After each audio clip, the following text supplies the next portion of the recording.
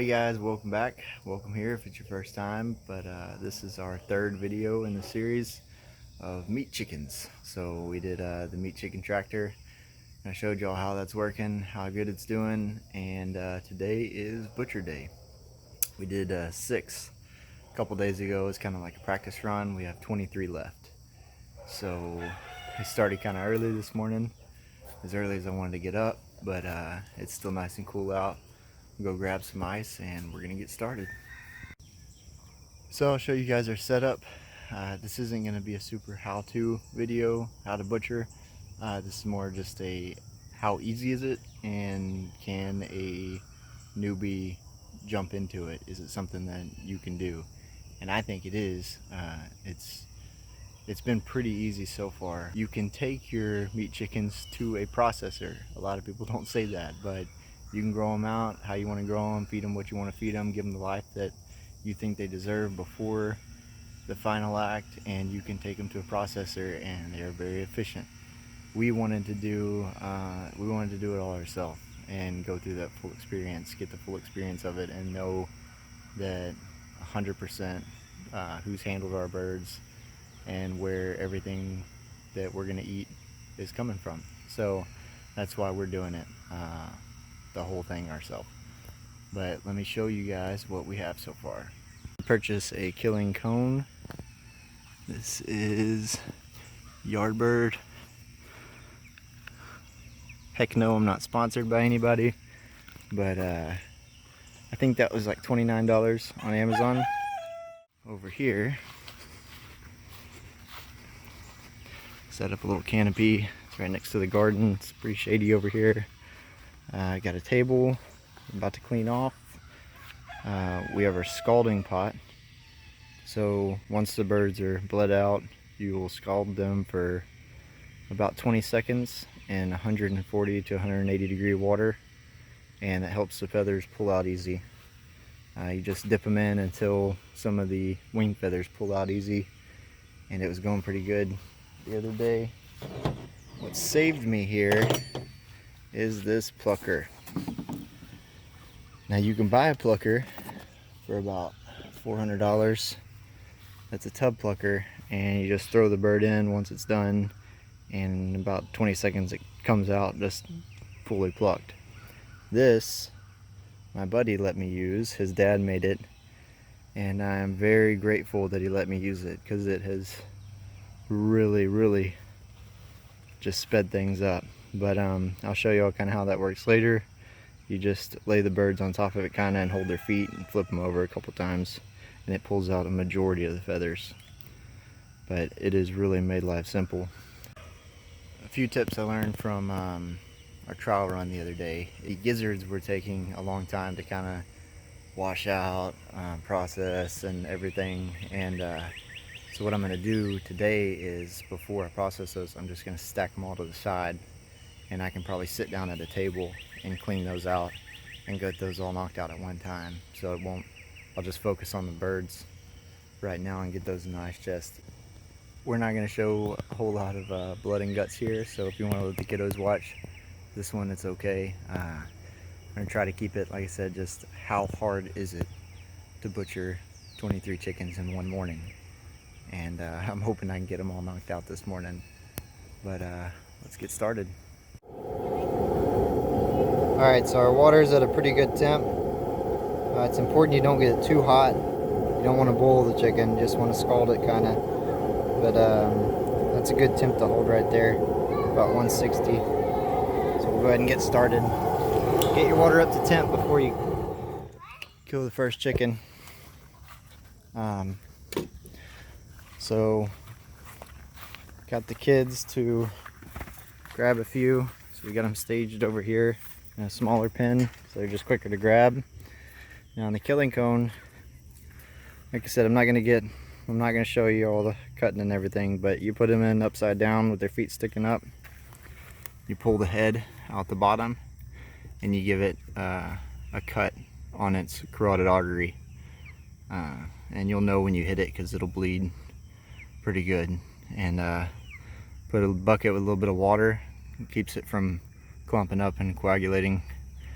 But I'm gonna go ahead and get started Full disclaimer, I've hunted in my entire life, so I know the process of it. You know, you kill an animal to eat the animal, so you got to be okay with that. I don't let the kids watch this part, but they watch everything else, so they kind of know what's going on. But once you cut that artery, I kind of hold its head down because it'll start flopping around, but the chicken's already dead at that point. Got a protective glove, and then we're just gonna dip it. And I dip the whole thing. Some people only dip up to the feathers, but just give it a good swirl.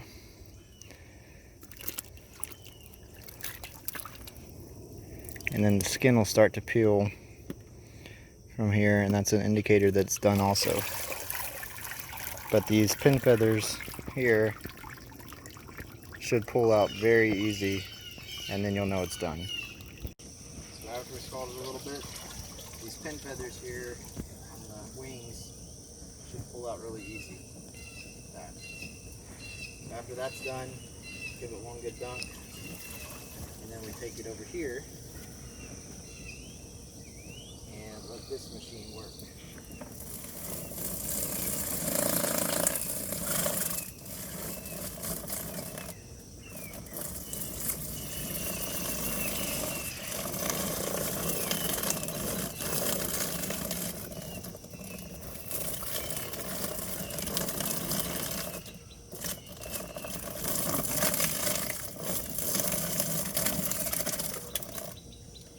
Have a almost plucked bird, and we'll just finish hand plucking this little bit. That saves a whole lot of time. All right, well, that's pretty much it processed down. So we have our bird. They're a little bit small. These are 8 weeks old, but it cost me about $5.50 a bird up to this point to feed. You can feed them out longer, but of course your cost goes up if you do, but you'll get a little bit bigger bird. But these are perfect little roasting sized bird. So we have heart, neck, feet. We're gonna save all those. The feet will need to be processed more. You can see how they still have some of the skin on. So you just boil those down, and the skin and the fingernail and everything pops off. But we'll do that when we make chicken stock. Maybe make a video of that. Liver, save for catfish bait. And the gizzard, like I said, we'll process that later.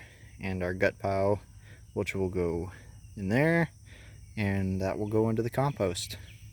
So pretty much utilize everything that we can, and that's it. Alright, so we got all the birds on ice now, and wrapping up the gizzards, which is one of my favorite parts, and the hearts. So you have to process them down. So it's kind of oblong shaped, like that, and there's a lot of fat around it, so you just kind of pull off all that fat. And then take it on the long end, cut it in halfway. I've got a dirty bucket and a clean bucket here. And then you can pop it open. And I know it looks really gross, but it doesn't smell at all. So it's just all their grain and rocks, and it's how they process down their food. It kind of churns and grinds everything up before it gets to their stomach. So just rinse that off real good, and you're left with this cleaner version, but it's this yellow. So what you do is you take it right there on the white. There's a white and a yellow line, and you just kind of pick at it a little bit, and it pulls up, and the yellow is kind of gummy. But you just kind of peel it back.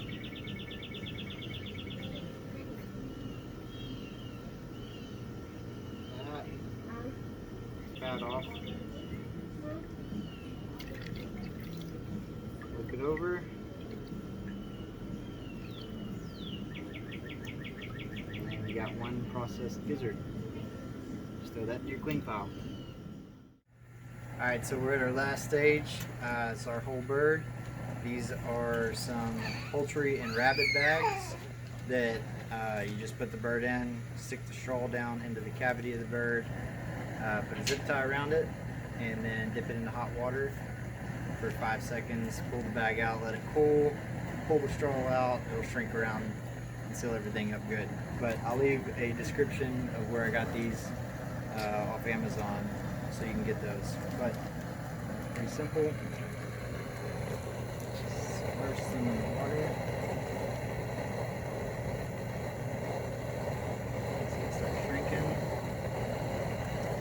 Pull it up, you can see it tightening up. Kind of just push down on it a little bit. They get nice and tight. And then pull the straw and zip it closed. And that's it. So it's just kind of good. But from the butcher birds that we did a couple days ago, we got them smoking, and we got some vegetables from the garden cooking, homegrown birds, and some family coming over to just enjoy some good times. So that's kind of why we do everything we do, just so it's all homegrown, we know where it came from. But if you like the video, hit subscribe, and we'll see y'all next time.